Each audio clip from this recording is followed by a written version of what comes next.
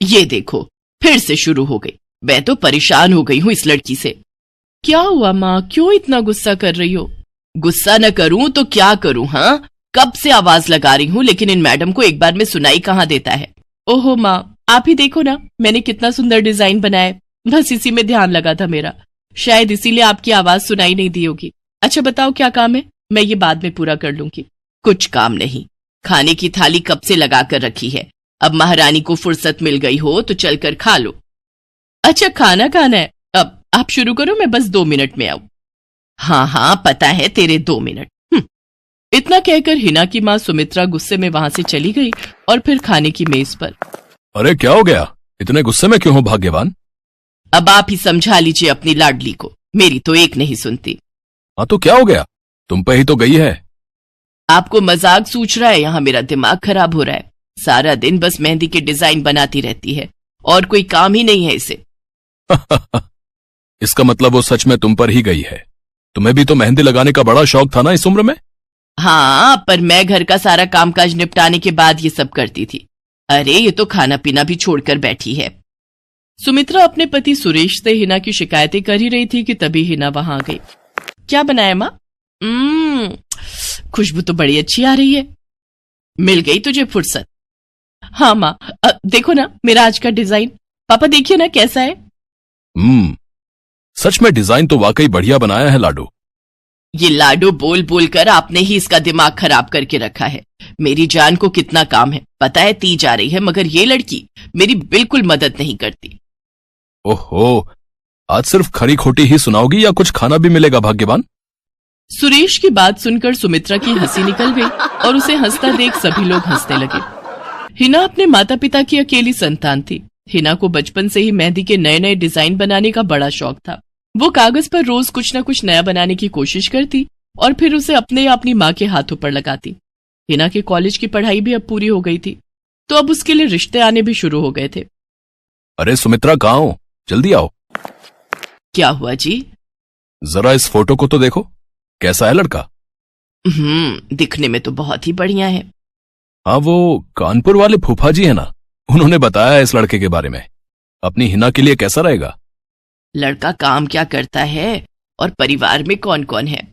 फूफा जी बता रहे थे कि कानपुर में इनका अपना कारखाना है, वहां ये अपना दोने पत्तल और डिस्पोजल वगैरह बनाते हैं। ये अच्छा पैसा कमा लेता है, फूफा जी की रिश्तेदारी में है।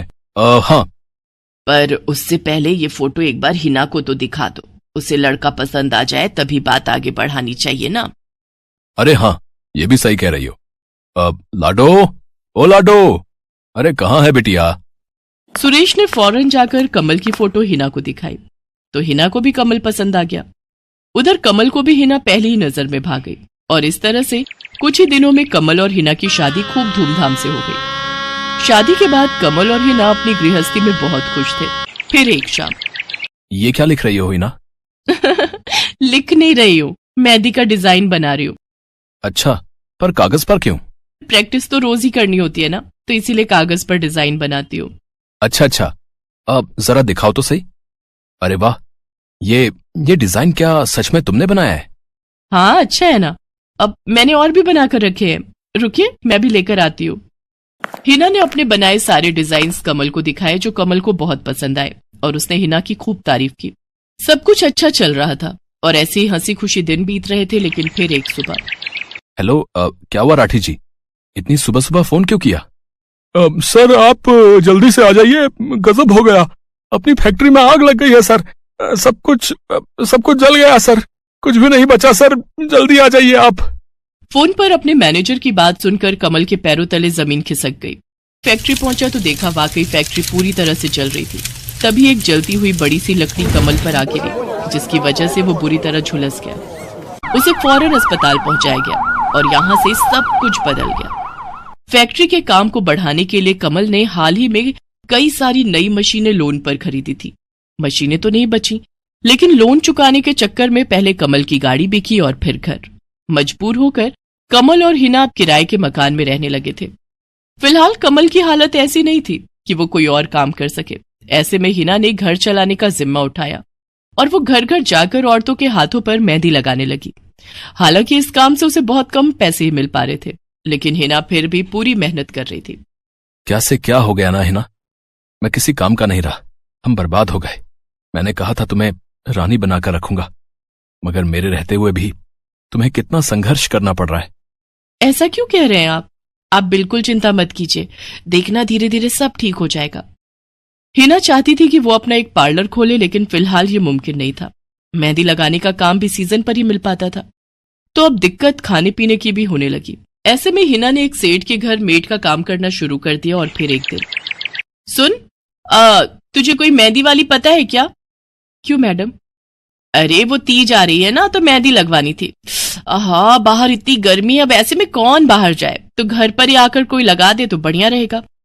अब हाँ मैडम, मैं बहुत अच्छी मेहंदी लगाती हूँ, आप मुझसे लगवा लो। ना ना ना, अगर खराब कर दी तो? तीज की पार्टी है मेरे यहाँ, मेहंदी तो बढ़िया ही लगवानी है मुझे।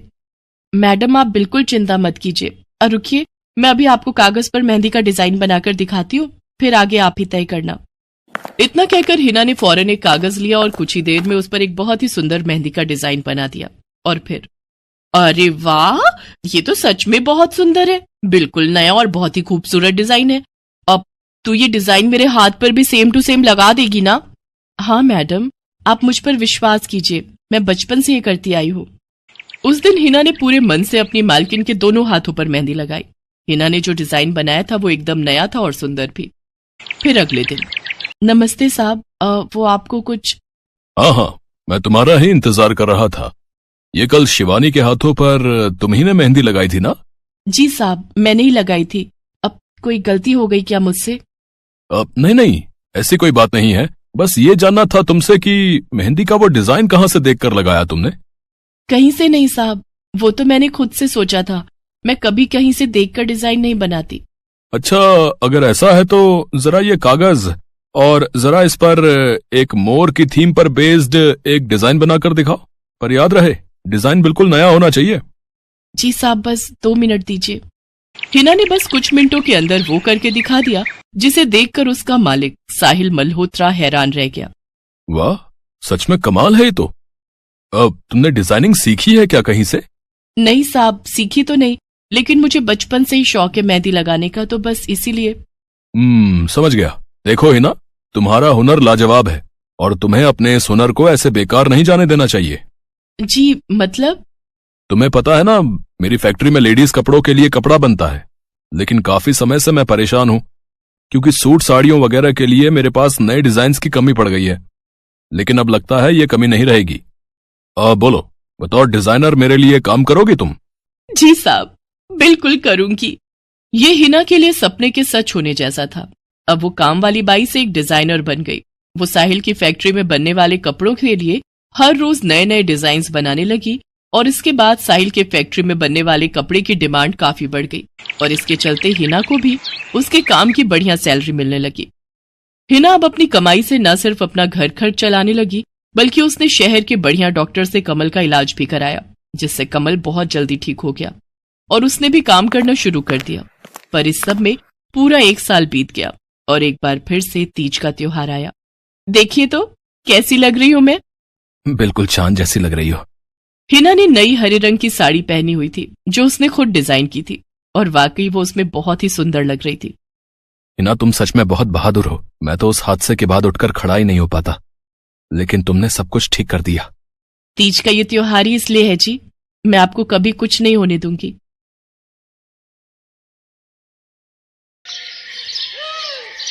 मीरा, ओ मीरा, चल तो जल्दी से आटा गूंथ दे, मैं फटाफट रोटियां सेक दूंगी। नहीं माँ, मैं नहीं गूंथ पाऊंगी, मैंने मेहंदी लगा ली है हाथ पर। क्या? सुबह सुबह तू फिर मेहंदी लगाकर बैठ गई? बड़ी मक्कार है सच में, काम में मदद ना करनी पड़े इसलिए जब देखो मेहंदी लगाकर बैठ जाती है।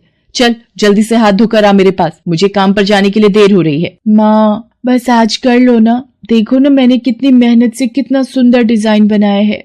लेकिन जैसे ही उसकी नजर मीरा के हाथों पर पड़ती है, उसका गुस्सा पल भर में गायब हो जाता है। वो मीरा से कहती है, अरे वाह मीरा, तूने तो बड़ी सुंदर मेहंदी लगाई है। हाँ माँ, वो शांति दीदी ने मुझे एक किताब दी थी कल, उसमें बड़े सुंदर सुंदर डिजाइन बने हैं, बस उसी में से देखकर लगाई है मैंने। सुंदर है ना? हाँ बहुत सुंदर है। अरे लेकिन मुझे तो, ओफो, फिर लगा लिया ना तूने बातों में। पहले से ही देर हो रही है, ऊपर से तू भी मेहंदी लगाकर महारानी जैसे बैठ गई है। माँ तुम इतना परेशान क्यों होती हो? 1-2 घंटे में जब मेरी मेहंदी सूख जाएगी तो मैं घर के सारे काम कर दूंगी। मीरा की बात मानकर कावेरी काम पर चली जाती है। वो एक बड़ी सोसाइटी के घरों में काम करती थी और इसी काम से कावेरी और मीरा का गुजारा चलता था। कावेरी के पति की कई साल पहले एक सड़क हादसे में मौत हो गई थी।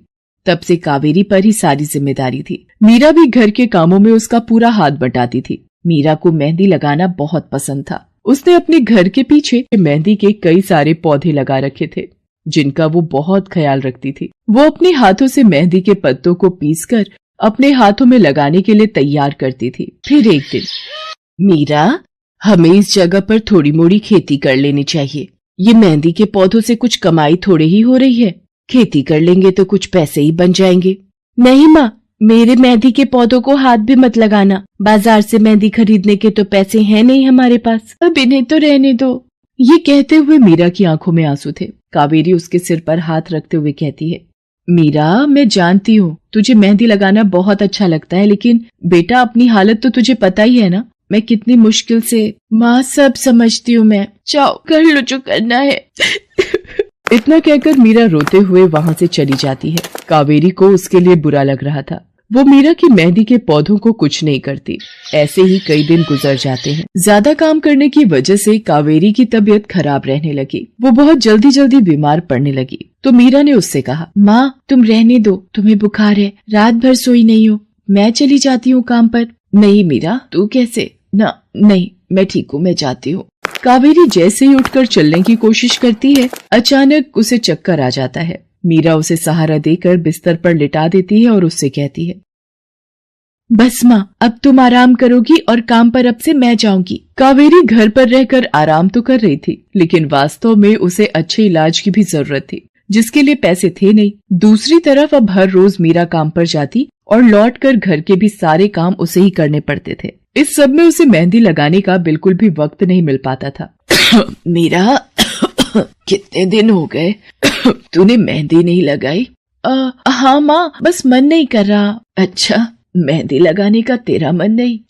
मैं सब जानती हूँ। मैंने बिस्तर पकड़ लिया है और मेरी फूल सी बच्ची पर सारे काम पड़ गए हैं। अब बस बहुत हो गया आराम। मीरा जा, तू जाकर मेहंदी लगा ले, आज मैं जाऊंगी काम पर। नहीं माँ, तुम कहीं नहीं जाओगी, मैं कर लूंगी सब। और मैं सच बोल रही हूँ, मैं बड़ी हो गई हूँ, ये मेहंदी का मुझे शौक नहीं। इतना कहकर मीरा काम पर जाने के लिए घर से निकल जाती है। कावेरी की आंखों में आंसू आ जाते हैं। मीरा सोसाइटी के कई घरों में काम करती थी। उन्हीं में से एक घर आरती का भी था। उसके घर पर तीज का त्योहार बड़े धूमधाम से मनाया जाता था। तीज की तैयारियों में मीरा भी मदद कर रही थी। इसी बीच, अरे ऐसे कैसे? मैंने सारे रिश्तेदारों को बुला लिया है, मेरी सारी फ्रेंड्स भी आने वाली हैं। मैं क्या कहूँगी उन्हें? फोन पर काफी देर बहस करने के बाद आरती फोन रख देती है। उन्हें उदास देखकर मीरा उससे पूछती है, क्या हुआ मैडम जी, आप कुछ परेशान लग रहे हो? हाँ मीरा, बड़ी मुसीबत हो गई। कल तीज का फंक्शन है, मैंने सबको मेहंदी लगवाने के लिए यहीं बुला लिया है और आखिरी मौके पर ये पार्लर वाली धोखा दे गई। कह रही है कल नहीं आ पाएगी। अब क्या होगा? इतनी जल्दी कौन तैयार होगा सबको मेहंदी लगाने के लिए?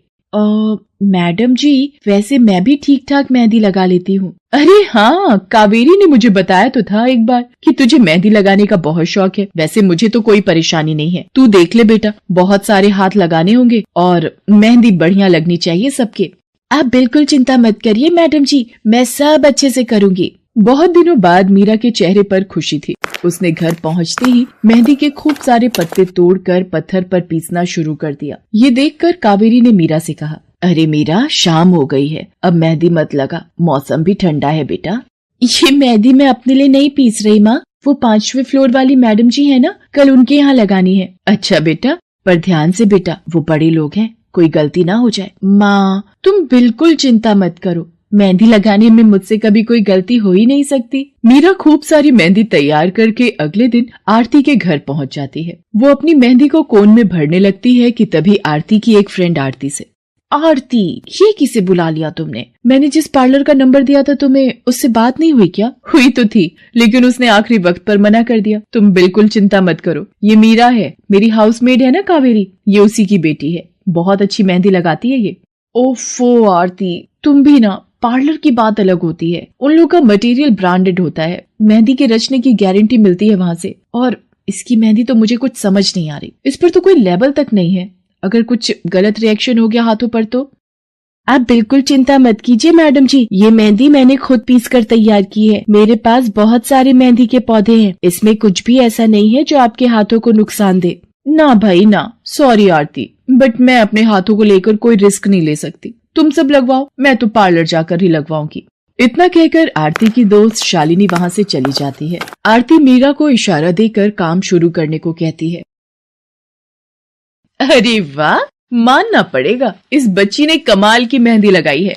मुझे तो नहीं लगता कि इस मेहंदी का वैसा रंग आएगा जैसा पार्लर वाली मेहंदी का आता है। अब बस भी करो शालिनी, मेहंदी कैसी रचेगी ये कल तक पता चल ही जाएगा ना, बच्ची है वो, उसे इस तरह डराओ तो मत। अरे मुझे क्या, मेरे हाथ कौन सा खराब होने वाले हैं, तुम ही लोग लगवाओ और तुम ही भुगतना। शालिनी गुस्से में वहां से चली जाती है।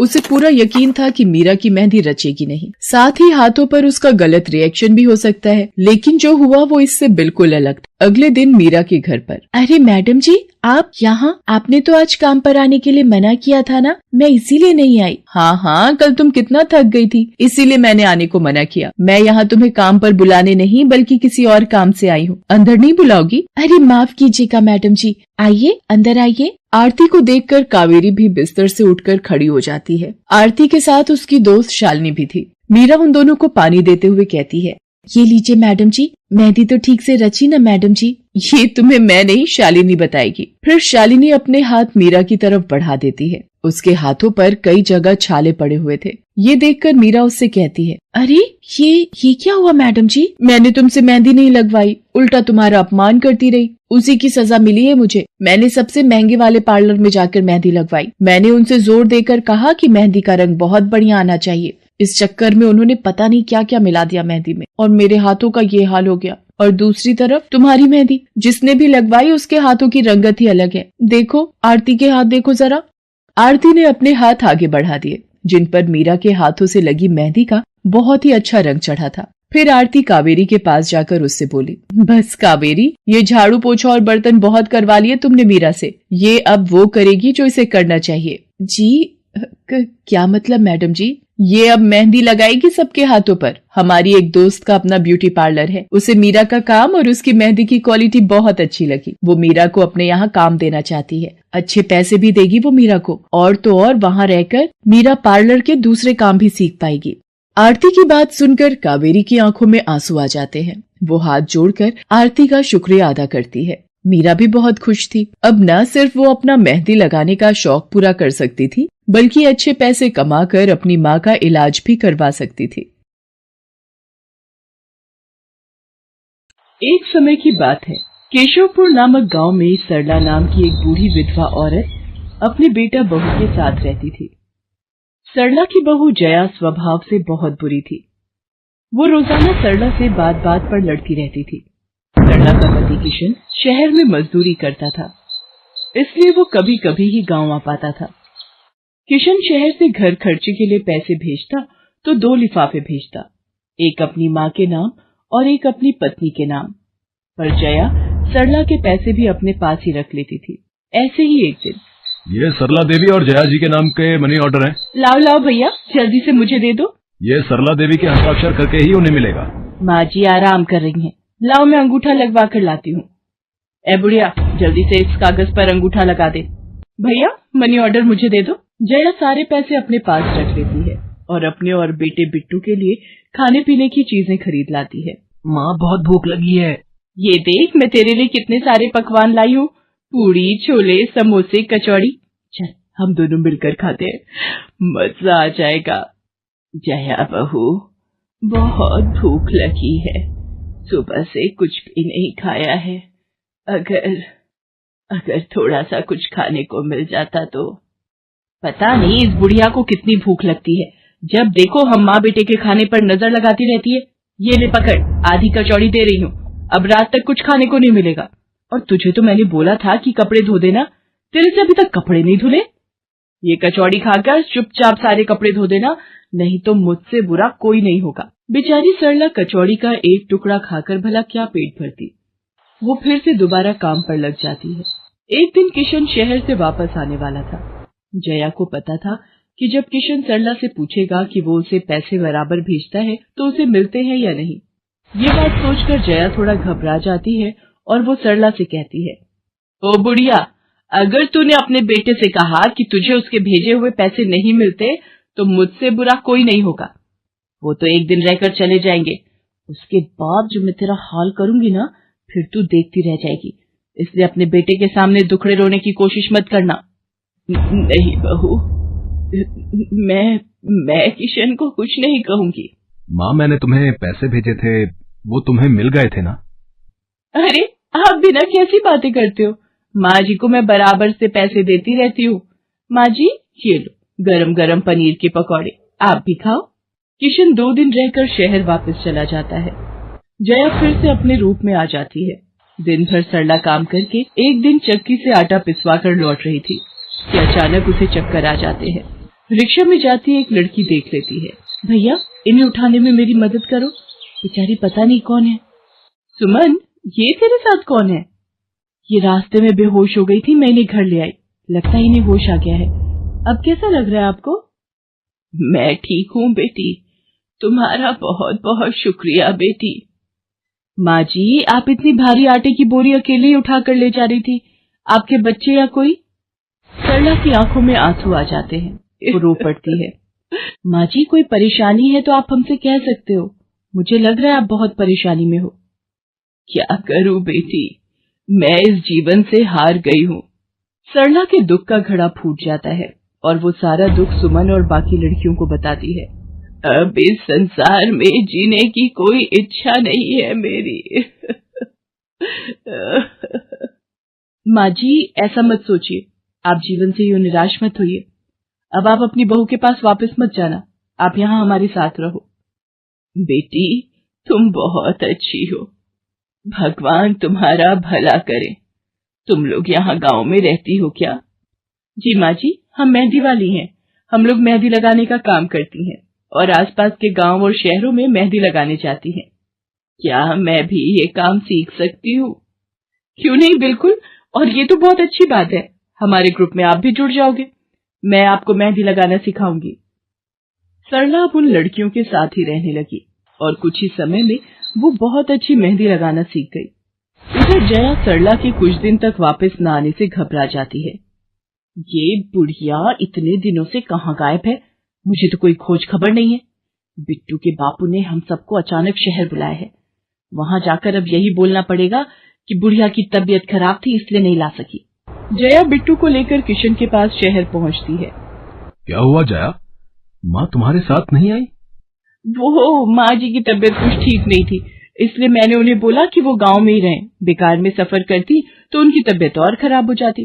पर तुमने मुझे अचानक क्यों शहर क्यों बुला लिया? अरे वो हमारे सेठ जी की लड़की की शादी है, इसलिए उन्होंने बोला कि कोई ऊपर के कामों के लिए मिल जाए। मैंने सोचा तुम्हें बुला लेता हूँ, और माँ भी थोड़े दिन के लिए मेरे पास रह लेगी। चलो कोई नहीं, मैं तुम्हें मालकिन से मिलवा देता हूँ। देखो किशन, शाम को मेहंदी का समारोह है तो काम अच्छे से निपटाने हैं। जितने भी मेहमान आएंगे उनके स्वागत में कोई कमी ना होने पाए। आप चिंता मत करो मालकिन, सब हो जाएगा। ये मेरी पत्नी है, मैंने इसे गांव से बुला लिया है, ये सब संभाल लेगी। जया मेहंदी समारोह की तैयारियों में काम करवाने लगती है। सब मेहमान आने लगते हैं। रिचा, मेहंदी वाली अभी तक नहीं आई, कितने बजे का टाइम दिया था? मम्मी, मेरी उनसे बात हो गई है, बस कुछ ही देर में आती होंगी। लो वो आ गई। माँ जी, ये यहाँ कैसे? मेहंदी वाली लड़कियों के साथ? माँ यहाँ? जया, तुम तो कह रही थी कि माँ बीमार है और गांव में है, पर माँ मेहंदी वाली लड़कियों के साथ क्या कर रही है? मुझे कुछ समझ नहीं आ रहा। मैं माँ के पास जा रहा हूँ। माँ, तुम यहाँ इन सबके साथ? किशन बेटा, आप मेरे साथ इधर आइए, मैं आपको सब बताती हूँ। ये लड़की इनको सब कुछ बता देगी। शायद आप नहीं जानते हैं, आपकी पत्नी ने आपकी माँ पर बहुत जुल्म किए हैं, इसीलिए ये बेचारी अपना घर छोड़कर हमारे साथ रहने को मजबूर थी। सुमन किशन को सारी सच्चाई बताती है। सरला की आंखों में आंसू आ जाते। किशन सबके साथ जब घर आ जाता है। जया, तुम्हें शर्म आनी चाहिए। तुमने मेरी माँ के साथ इतना बुरा व्यवहार किया। तुम्हारी वजह से मेरी माँ दर दर भटक रही है। अब तुम मेरे साथ एक पल भी नहीं रहोगी। बिट्टू को मैं पाल लूंगा। अभी के अभी अपने मायके निकल जाओ। ऐसा मत कहो, मैं आप लोगों के बिना कैसे रहूंगी। मुझे माफ कर दो, मुझे माफ कर दो, मेरे से गलती हो गई। माँ जी, मुझे माफ कर दो। किशन बेटा, मैं किसी से भी नाराज नहीं हूँ। जया बहू को माफ कर दे। गलती इंसान से ही होती है बेटा। मैंने जया बहू को माफ कर दिया। किशन जी, आप चिंता मत कीजिए, आपकी माँ जी अब हमारे साथ ही काम करेंगी। उस दिन के बाद जया ने अपना व्यवहार बदल लिया। सरला ने मेहंदी लगाना नहीं छोड़ा। वो अपनी मेहंदी लगाने के काम को करती रही। जया को अपनी गलती का एहसास हो गया था। अब वो भी सरला की बहुत देखभाल करती थी। संध्या की बुआ, जो कि दिल्ली में रहती थी, वो उसके लिए एक अच्छे घर का रिश्ता लेकर आई थी। देखो भैया, मेरी इतनी जान पहचान तो नहीं है लड़के वालों से, पर इतना जानती हूँ, अड़ोस पड़ोस में कहीं पूछोगे तो लोग अच्छा घर ही बताएंगे। ठीक है सुमन, अगर तुम कहती हो तो लड़के वालों को एक बार बुला लेते हैं। अब संध्या भी लड़के को देख लेगी। संध्या की बुआ लड़के वालों से अपने तरीके से बात कर लेती है और कुछ दिनों बाद संध्या की शादी विपुल नाम के लड़के से हो जाती है। पता नहीं इस काम वाली को छुट्टी लेकर गांव अभी जाना था। उसे पता था शादी वाला घर है, नई नवेली दुल्हन आएगी तो घर में 100 काम होंगे, फिर भी बिना बताए गांव निकल गई। अब मैं दूसरी काम वाली इतनी जल्दी कहाँ से ढूंढूंगी। राजेश्वरी, एक प्याली चाय दे दो तो बड़ी मेहरबानी होगी। सुबह से एक प्याली चाय भी नहीं मिली है। तुम्हें तो जब देखो चाय पीने की पड़ी रहती है। पता भी है एक बर्तन नहीं है धुला हुआ जिसमें तुम्हारी चाय बना दूं। ढेरों बर्तन रसोई में पड़े हैं झूठे। माँ, मैं कॉलेज जा रही हूँ, तुम मुझे ये मत कहना कि मैं छुट्टी कर लूं और तुम्हारे साथ घर का काम करवाऊं। मेरा आज बहुत बड़ा प्रोजेक्ट सबमिट होना है, इसलिए मैं तो कोई काम नहीं कर सकती। ये लो, अब इसे भी अभी कॉलेज जाना था। अब मैं क्या करूं, कुछ समझ नहीं आ रहा। संध्या की सास राजेश्वरी अभी काम वाली को लेकर परेशान हो ही रही थी। तभी संध्या राजेश्वरी की सारी बातें सुन लेती है और रसोई में जाकर बर्तन धोने लगती है। अरे संध्या बहू, तुम ये रसोई में क्या कर रही हो? हटो हटो हटो, ये झूठे बर्तन तुमसे थोड़ी करवाऊंगी। अभी तुम्हारे हाथों की मेहंदी भी नहीं उतरी। माँ जी, आप परेशान मत हो, मैं थोड़ी देर में ही सारा काम निपटा दूंगी। आप अकेले इतना काम नहीं कर पाओगे। ठीक है, अगर तुम कहती हो तो मैं कोई और काम कर लेती हूँ। माँ, पड़ोस में किसी से पता करो, शायद कोई और काम वाली मिल जाए। मैंने पूछा था, पर अभी किसी भी काम वाली के पास समय नहीं है। पुलकित काम पर चला जाता है। संध्या सारे घर का काम करती है। अब तो रोजाना ही ऐसा होने लगा। काम वाली तो थी नहीं। संध्या की ननद पूजा सुबह होते ही कॉलेज निकल जाती और सास पैरों में दर्द के बहाने बिस्तर पर आराम करती। संध्या तो मानो घर के कामों में ही उलझ गई। एक शाम, माँ, तुम बिल्कुल सही बहू ढूंढ कर लाई हो। बेचारी गरीब घर की है, इसलिए चुपचाप संस्कारी बहू की तरह घर के काम कर लेती है। अगर कोई पैसे वाले घर की लड़की बहू बनाकर ले आती तो वो पूरे घर को अपने इशारों पर नचाती और तुम और मैं बस बर्तन घिसते रह जाते। तभी तो मैंने इसकी बुआ को शादी के लिए हाँ कह दिया था। मुझे पता है ये गरीब घर की लड़कियां बड़ी सीधी सादी बहुएं साबित होती हैं। अब काम वाली गांव भाग गई। सोच ये ना होती तो कौन काम करता। राजेश्वरी, तुम दोनों माँ बेटी को तो संध्या बहू का शुक्रगुजार होना चाहिए। बेचारी ने आते से ही पूरा घर संभाल लिया। ऐसे ही दिन बीत रहे थे। संध्या सभी घर वालों की देखभाल का पूरा ध्यान रखती थी। एक दिन, क्या हुआ पुलकित बेटा, तुम इतने परेशान क्यों हो? और आज तुम ऑफिस भी नहीं गए? पापा, मेरी नौकरी छूट गई है। कंपनी घाटे में चल रही थी, इसलिए उन्होंने मेरे जैसे बहुत से वर्कर्स को अचानक निकाल दिया। दिमाग खराब हो रहा है, गाड़ी की किश्त भरनी है, घर का लोन भी पूरा नहीं हुआ है। घर का खर्चा अब सब कुछ कैसे होगा, कुछ समझ में नहीं आ रहा है। पुलकित बेटा, चिंता मत कर, अब कोई ना कोई रास्ता निकल आएगा। ज्यादा होगा तो कुछ दिनों के लिए मैं कोई काम कर लूंगा। पापा, मेरे होते हुए आप काम नहीं करोगे, मैं कुछ सोचता हूँ। पुलकित दूसरी नौकरी को लेकर परेशान था। उसे कोई काम नहीं मिल रहा था। घर में पैसों की तंगी भी शुरू हो गई। पुलकित ने अपनी गाड़ी बेच दी। घर के लोन को लेकर वो परेशान था। 15,000 रुपए की किश्त उसे भरनी थी। तभी, भैया, मेरे कॉलेज की फीस इस बार बहुत लेट हो गई है। मेरा आखिरी साल है, अगले महीने की 5 तारीख तक 12,000 रुपए फीस के भरने हैं। मैं कुछ इंतजाम करता हूँ। ऐसे खाली हाथ पर हाथ रखकर मैं नहीं बैठ सकती, मुझे कुछ सोचना होगा। पता नहीं, हो सकता है किरण ने बात कर ली होगी, पूछती हूँ। हेलो किरण, मैं संध्या बोल रही हूँ। तूने बात की फिर? पार्लर में जगह खाली है क्या? हाँ, मैंने बात कर ली है। 12,000 रुपए महीना देंगी रविता मैम। बोल, तू हाँ बोलती है तो मैं बात कर लेती हूँ। ठीक है, तू हाँ बोल दे, कम से कम कुछ तो पैसे आ जाएंगे। संध्या पुलकित से पार्लर में मेहंदी लगाने की नौकरी की बात करती है। पहले तो वो मना करता है, पर संध्या उसे समझाती है। पुलकित, मैं जानती हूँ आप परेशानी के दौर से गुजर रहे हो। मैंने आपसे शादी के बाद हर सुख दुख में साथ निभाने का वादा किया था, और आप परेशान मत हो, मैं घर और बाहर दोनों का काम एक साथ संभाल लूंगी। ठीक है संध्या, तुम कल से पार्लर में नौकरी के लिए जा सकती हो। अगले दिन से संध्या सारे घर के काम के साथ साथ पार्लर भी जाती और वहां पर पूरा दिन मेहंदी लगाने का काम करती और शाम के वक्त घर आती। संध्या बहुत मेहनत कर रही थी ताकि वो अपने परिवार की मदद कर सके। संध्या बहुत सुंदर मेहंदी लगाती थी। ये बात उसकी सास को तब पता चली जब उसने पार्लर में काम करना शुरू किया। संध्या को पार्लर में काम करते हुए 1 महीना बीत चुका था। पार्लर की मालकिन रविता भी संध्या के मेहंदी लगाने के काम को देखकर बहुत खुश थी। संध्या, तुम सचमुच बहुत मेहनती हो।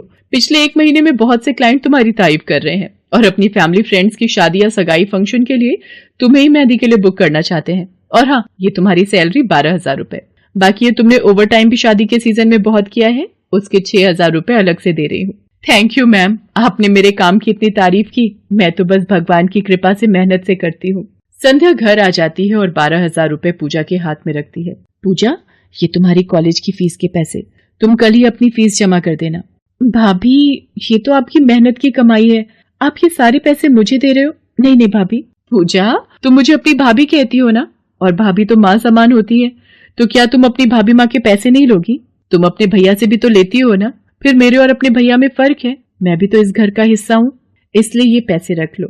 मुझे माफ कर दो भाभी, मैंने ना जाने आपके बारे में क्या क्या गलत सोचा। पुलकित को भी दूसरी नौकरी मिल जाती है। अब संध्या और पुलकित दोनों मिलकर काम करते थे। राजेश्वरी और पूजा भी अब संध्या की घर के कामों में बहुत मदद करती थी। परिवार में खुशियां फिर से लौट आई थी। Subscribe to my channel.